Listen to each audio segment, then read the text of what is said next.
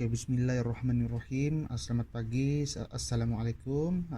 Yang dihormati pensyarah Profesor Dr. Roza Azman bin Husin, juga kawan-kawan sekuliah semua. Jadi memperkenalkan, nama saya Johan bin Muhammad Zulkifli. Nomor kad pelajar adalah YE2111014.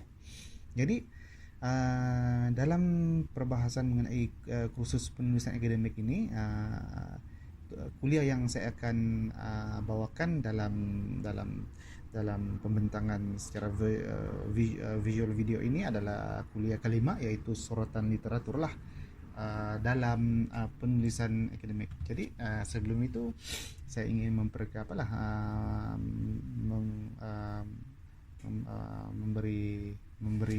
pengenalan lah, yaitu apa itu kajian literatur atau sorotan literatur. Jadi benda ini, kajian literatur atau dikenali sebagai literature review, pada dasarnya lah ianya adalah penyatuan satu badan maklumat yang diperoleh dari sumber sekunder seperti buku, surat kabar, majalah, dan sumber lain yang sesuai. Jadi maklumat ini adalah kandungan yang khusus lah, dan biasanya berputar di sekitar tema atau isu tertentu. Ia mewakili pemilihan idea yang teliti yang diperoleh daripada hasil penemuan orang lain tentang topik tertentu, atau kumpulan topik yang dianggap berkaitan dengan beberapa cara. Sumber yang dipilih haruslah berwibawa dan ditulis dengan baik dalam tata bahasa lah yang baik dalam dan harus memberi penerangan mengenai kajian yang dijalankan. Oke. Oke, jadi bagi slide yang seterusnya, slide yang kedua adalah pengenalan. Jadi ada soalan-soalan asas perbincangan lah ya, yang mana saya akan bercerita mengenai nomor satu, apakah hubungan atau kedudukan sorotan literatur dalam sebuah kajian sains sosial. Nah, kedua, apakah yang dikatakan sebagai sorotan literatur itu. Oke, jadi apakah kepentingan sorotan literatur dalam kajian sains sosial. Dan keempat, di manakah bahan-bahan bagi sorotan literatur boleh didapati. Ini yang penting ya tuan-tuan. Jadi saya akan bahaskan dalam topik pembentangan kali ini. Dan kelima adalah, apakah langkah-langkah sistematik bagi menghasilkan sorotan literatur yang baik. Seterusnya, apakah ciri-ciri sorotan literatur yang baik. Nomor 7, bagaimana membaca sebuah jurnal akademik bagi tujuan sorotan literatur. Ke-8, apakah hubungan sorotan literatur dengan theoretical framework. Ke-9, apakah hubungan sorotan literatur dengan hipotesis. Dan ke-10, apakah persoalan sorotan literatur dengan persoalan kajian itu. Jadi muka surat yang seterusnya adalah, di manakah kedudukan sorotan literatur dalam cadangan penyelidikan sesebuah kajian akademik. Jadi poin-poin di sini ada sudah tertera lah, yaitu pengenalan kepada kajian, yaitu penjelasan umum kajian yang akan dilakukan. Jadi biasanya pengenalan kepada kajian itu dia ada sangkut, dia lebih kepada tajuk ya, apa biasanya tajuk yang akan kita pilih adalah masalah kajian lah. Maksudnya kita akan diperoleh melalui pembaca kajian menerusi permasalahan kajian. Jadi jelaslah penjelasan umum kajian yang akan dilakukan. Yang keduanya adalah objektif kajian, yaitu menjelaskan objektif sesebuah kajian lah. Jadi dekat sini dia menjelaskan objektif sebuah kajian dalam menyelesaikan permasalahan itulah daripada sorotan literatur itu. Jadi yang poin ketiga adalah pendekatan teori lah. Di sini membincangkan teori yang akan digunakan pakai dalam sebuah penyelidikan atau kajian. Teori ini juga digunakan sebagai asas panduan kepada perbincangan rumusan dalam kajian. Biasanya terdapatlah beberapa teori yang boleh digunakan pakai dalam topik penyelidikan dalam menyelesaikan atau mencari pendekatan yang mana boleh menyelesaikan sesuatu permasalahan tersebut. Jadi seterusnya adalah hipotesis. Ini andaian asas yang akan atau boleh diuji dalam sebuah kajian, atau lebih dikenali sebagai hipotesis. Ini dalam bahasa muda ini adalah andaian benda tuh dia tidak pasti, tapi dia 50-50 lah. Dia bukan bukti, tapi kita boleh dia sinonim seperti bukti juga lah. Yang kita mengandaikan itu adalah bukti, bukti yang bukan 100% lah. Seterusnya sorotan literatur, kajian-kajian lepas yang berkaitan ada hubungan dengan kajian yang akan dilakukan oleh pengkaji dalam kajiannya. Seterusnya skop kajian, ruangan lingkup garis yang akan dikaji dalam sebuah kajian, disertakan dengan bibliografi, rujukan-rujukan utama yang mesti digunakan dalam kajian. Jadi satu lagi yang perlu kita ingat, bibliografi ini kita akan guna pakai perkataan bibliografi ini setelah mana penghasilan sesebuah karya itu sesuaikah atau tidak dengan konten-konten sedemikian rupa lah, yaitu bibliografi. Sebab bibliografi ini sesuai digunakan untuk sebuah penulisan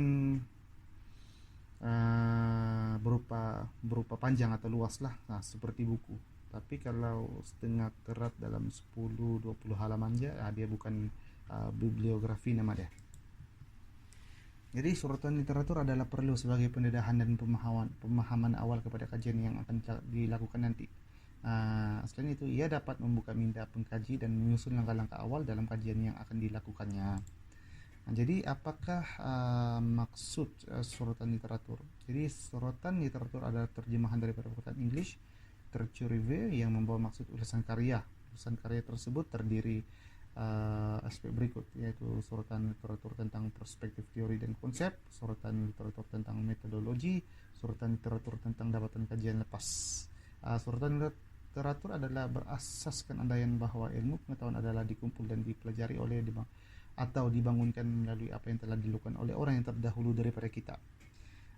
Jadi penyelidikan saintifik adalah sumbangan kolektif para penyelidik di mana mereka berkongsi dapatan kajian dan memajukan ilmu pengetahuan sebagai satu community, yaitu community ilmuwan atau dan community akademik atau community penyelidik, sebuah paradigma. Oke, jadi seterusnya sebuah proyek penyelidikan adalah merupakan sebagian kecil daripada proses keseluruhan membina ilmu pengetahuan. Kajian masa kini juga dikembangkan daripada dapatan kajian masa lalu mengenai pasti research gap. Jadi research gap ini nanti saya akan ulas. Seterusnya para penyelidik melalui sorotan untuk mengkaji, membandingkan atau mengkritik sesama mereka terhadap dapatan kajian demi membangunkan ilmu pengetahuan. Oke, jadi Prof, mungkin dari segi poin, apakah yang dimaksudkan dengan sorotan literatur adalah ringkasan apalah penulisan daripada rujukan itu, maksudnya ringkasan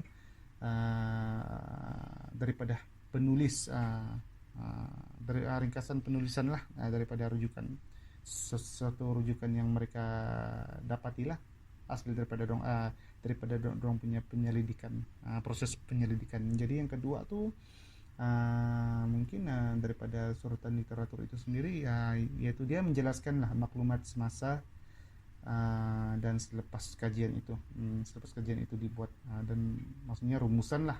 Oke, jadi yang ketiga adalah disusunkan menjadi tajuk-tajuk lah, diikuti dengan laporan bahan rujukan berdasarkan tema atau kajian individu itu. Seterusnya dokumen yang diperlukan untuk melaksanakan kajian kita semua tuh. Jadi seterusnya mengkaji kajian-kajian berkaitan, mengkaji kajian-kajian berkaitan suatu penyelidikan bagi mengenal pastilah sejauh mana sesuatu masalah yang diminati oleh seorang pengkaji itu telah dikaji. Jadi yang terakhir mungkin saya boleh bagi poinnya adalah meninjau semula sesuatu sumber bahan bertulis, termasuk laporan-laporan hasil kajian yang lepas yang telah dilakukan pada sebelum ini. Jadi Prof, secara ringkasnya dekat sini, sebab utama penulisan sorotan literatur adalah seperti berikut lah. Jadi maksudnya dia sama juga lah, tujuan sorotan literatur itu perlu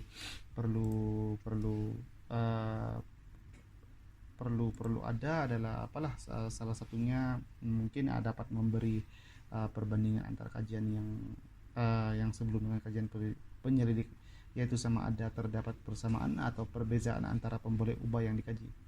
Oke, jadi pada mulanya di sini penulisan project atau sebuah artikel atau tesis, kita coba memadankan gambaran fenomena yang dikaji dengan implikasinya dengan bidang ilmu pengetahuan atau pengkaji kita. Jadi justru sorotan literatur membolehkanlah penulis membangunkan pemikirannya dan membina soalan atau persoalan atau isu yang menjadi pokok kajian pada masa kini dengan melihat setakat mana kajian masa dahulu telah dilakukan dengan limitasinya. Mungkin dari pandangan pribadi saya, sebagai contoh, kenapa perlu ada sorotan literatur. Jadi dia sama juga, kenapa kalau kita buat perbandingan antara sains tabi'i dan sains sosial, kenapa wujudnya sains sosial adalah karena kita kena balancekan,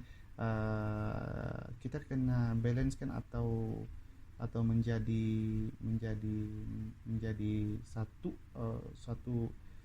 unit untuk mengkritik tindakan atau keputusan yang dibuat daripada hasil kajian daripada individu-individu yang tergolong daripada sains tabi'i.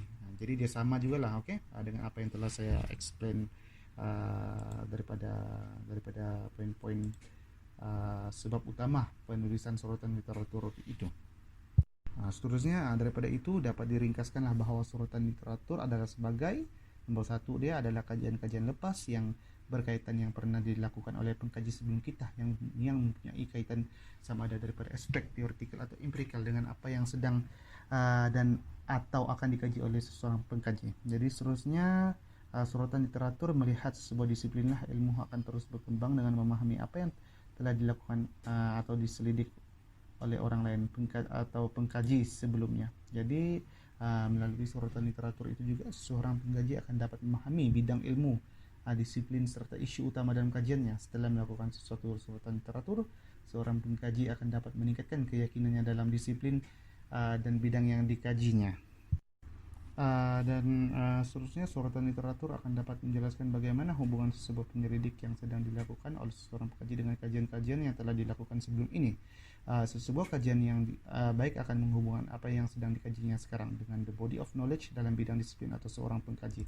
Jadi tuan, peranan sorotan kajian literatur itu memang penting, dan salah satu poin yang saya boleh bilang dekat sini adalah dia menerangkan dan menjelaskan latar belakang masalah atau mengenal pasti dan menyatakan masalah tersebut lah, which is kita boleh membolehkan penyelidik menentukan sejauh mana sesuatu bidang itu telah dikaji.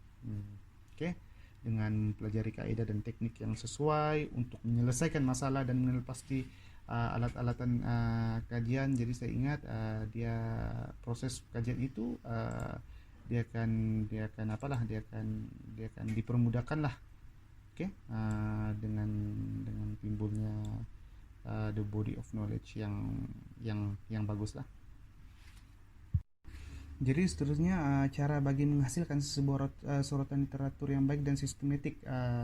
Poin pertama, takrifkan sebuah topik kajian dengan jelas. Itu contohnya penyelidik mestilah merancang dan mendefinisikan tajuk kajian dan soalan kajian dengan jelas terutama pada peringkat awal kajiannya. Jadi berbalik kepada sebuah topik lah, topik itu kena asasnya kena mencari topik yang mempunyai permasalahan supaya kita boleh mengkaji topik tersebut. Jadi keduanya adalah rancang strategi mencari bahan sorotan lah, literatur dengan sistematik. Jadi yang ini termasuklah dengan adanya proses teoretikal daripada sesuatu teori yang telah dikeluarkan daripada mana-mana penulis. Jadi ketiga, ikuti proses mencatat data dengan betul. Jadi di sini pastikan apa yang perlu dicatat dan apa yang perlu kita perlu dapat daripada suatu sumber. Itulah. Ada keempat, susun nota yang telah dicatat daripada sumber sorotan literatur dengan betul. Jadi seterusnya, kepentingan sorotan literatur to demonstrate a familiarity with a body of knowledge and to show the path of prior research and how current project is linked to it, And third is to integrate and summarize what is known in an area. Jadi tuan-puan, mengapa perlulah kan? Jadi bersesuaian lah dengan matlamat penyelidikan saintifik untuk mengukuhkan teori dalam sesuatu bidang dengan sama ada mengesahkan hipotesis atau mengenepikan hipotesis yang belum dipastikan kesasihannya. Jadi elemen terpenting dalam suatu kajian lah seharusnya dia relevan dengan permasalahan permasalahan kajian itu. Jadi itulah salah satu pentingnya sorotan literatur itu. Dan poin ketujuh adalah di mana sorotan literatur boleh dicari. Oke, di sini telah dikemukakan sorotan literatur itu boleh didapati daripada berbagai sumber bertulis lah dan sumber internet. Maksudnya senanglah, mudahlah untuk kita seeking around di mana sorotan literatur itu kita boleh carilah. Sekarang ini pun search engine ini pun dia bukan, kalau dulu dia menggunakan komputer untuk kita mengkaji mana-mana sumber, tapi kali ini dengan adanya smartphone mudahlah untuk pelajar atau pengkaji untuk mendapatkan sorotan literatur itu. Oke, di sini daripada buku, artikel dalam jurnal, artikel ini pun secara secara soft copy pun ada sudah, jadi mudahlah untuk pelajar terutamanya. Jadi ketiga adalah disertai dengan tesis, keempatnya dokumen kerajaan dan lain-lain. Sumber buku merujuk kepada buku mengandungi laporan asli penyelidikan atau koleksi artikel penyelidik. Bila merujuk sumber buku perlu dicatat perkara berikut bagi tujuan akademik memudahkan rujukan yang akan datang. Manakala tesis, disertasi, semua PhD student dikehendaki menyiapkan sebuah original research. Yang ini penting lah for those yang ambil PhD.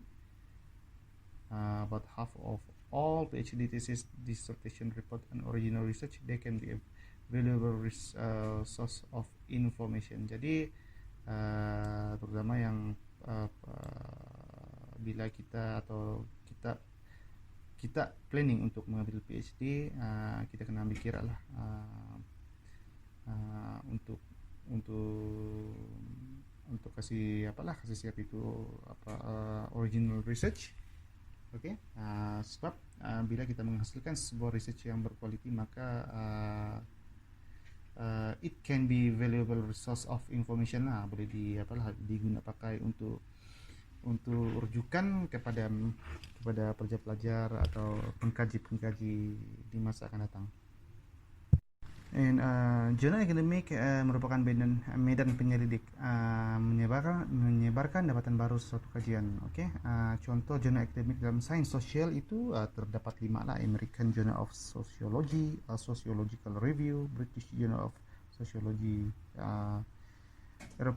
European Sociology Review, Canadian Journal of Sociology. Jadi dekat sini saya mau mengambil kesempatan lah, saya juga ingin maklumkan kalau kita dekat Borneo ini kita ada satu jurnal dekat Borneo ya, yaitu Borneo Journal.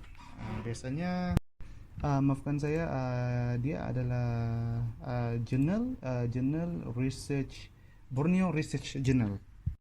Jadi selain daripada contoh jurnal akademik dan dalam sains sosial ni, pelajar-pelajar mungkin boleh juga ambil maklum lah mengenai jurnal yang telah saya berikan tadi, yaitu Borneo Research Journal. Di sana pelajar-pelajar boleh juga lah mencari mana-mana tajuk atau jurnal yang pelajar boleh baca.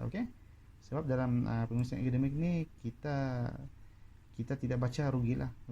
Jadi tanpa baca ni kita tidak tahu sama ada apa itu sorotan literatur dan ciri-cirinya. Jadi semua daripada pelajar itu sendirilah, sama ada kita baca, maka kita baca, kita faham, kita tidak, artinya kita tidak mensia-siakanlah ilmu yang telah diberikan kepada kita selama kuliah.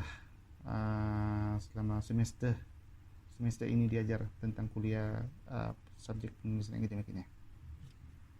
Itu seterusnya, bagaimana membaca scholarly journal artikel. Bacalah dengan tujuan atau objektif yang jelas, Are you reading for basic knowledge or to apply to a specific question? Kedua adalah simak artikel sebelum Anda baca semua. What can you learn from the article of the article? It may be it might be dia punya itu outcome, oke? Outcome apa yang kita kita maklum setelah kita sudah go to it lah, satu isu dalam artikel tersebut, oke? Jadi from abstract, from summary and conclusion, what are the topic, major finding, method and major conclusion, oke?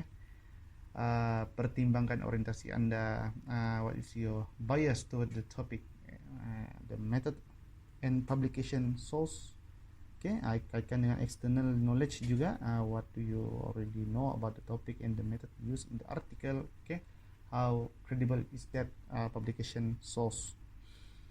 Nilai artikel tersebut sambil Anda membaca what weaknesses, strongest finding and present, do findings, follow the data, is the article consists with assumption of approach it takes.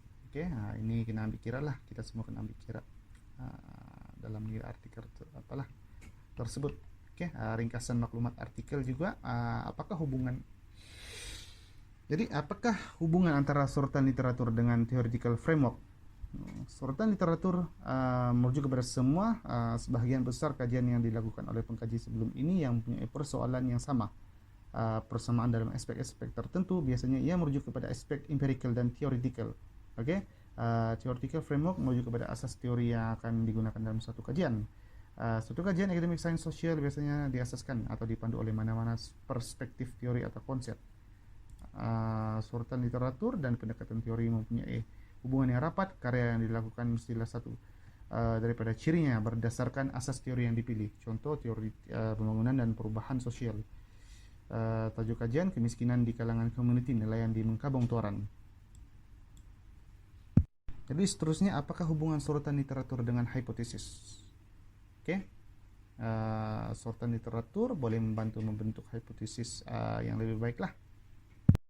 Apakah hubungan sorotan literatur dengan hipotesis? Sorotan literatur boleh membantu membentuk hipotesis yang lebih baik. Seterusnya, apakah hubungan antara sorotan literatur dan persoalan kajian? The thesis of the thesis. Pembentukan sebuah sorotan literatur yang baik akan memantapkan lagi pembentukan pembinaan persoalan kajian seseorang kajian. Jadi seterusnya adalah cara melaksanakan sorotan literatur itu bagaimana? Daripada mencari bahan literatur, sumber rujukan lah. Sumber rujukan yang mana kita boleh cari melalui Keratan Akbar, suatu jurnal. Jadi dengan menggunakan kata kunci lah, identify key terms atau keywords atau kata kunci itu,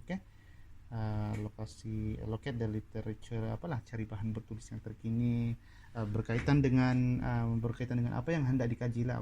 Ini adalah dia punya sedikit nilai-nilai yang saya sertakan juga dekat sini. Keduanya adalah penapisan. Ketiga, mencari teks penuh buat salinan yang seperti yang telah saya huraikan dalam poin pertama itu. Dan keempat, agihkan bahan sumber kata kunci lah. Yang ini setelah saya sertakan langkah-langkah dia. Dan kelima, membaca dan membuat ulasan. Kesimpulannya, sorotan literatur dalam penulisan akademik sains sosial sangatlah penting. Bukan saja berfungsi sebagai penghubung teori, konsep dan idea kepada dunia realiti, dia juga dalam menentukan pembentukan metodologi atau hasil kajian dan teknik kutipan data, dan akhirnya sorotan literatur itu sendiri adalah penyumbang kepada perkembangan the body of knowledge dalam sains sosial dan kemanusiaan. Jadi Prof, itu sahaja daripada saya mengenai topik yang saya bawakan pada hari ini, yaitu sorotan literatur dalam penulisan akademik. Saya minta maaf dengan kekurangan yang saya ada. Insyaallah saya akan mengambil ya, kekurangan tersebut untuk saya perbaiki daripada masa yang akan datang. Sekali lagi terima kasih kepada Profesor atas tunjuk ajar dalam bidang penulisan akademik ini, dan saya ucapkan ribuan terima kasih, dan assalamualaikum warahmatullahi taala wabarakatuh.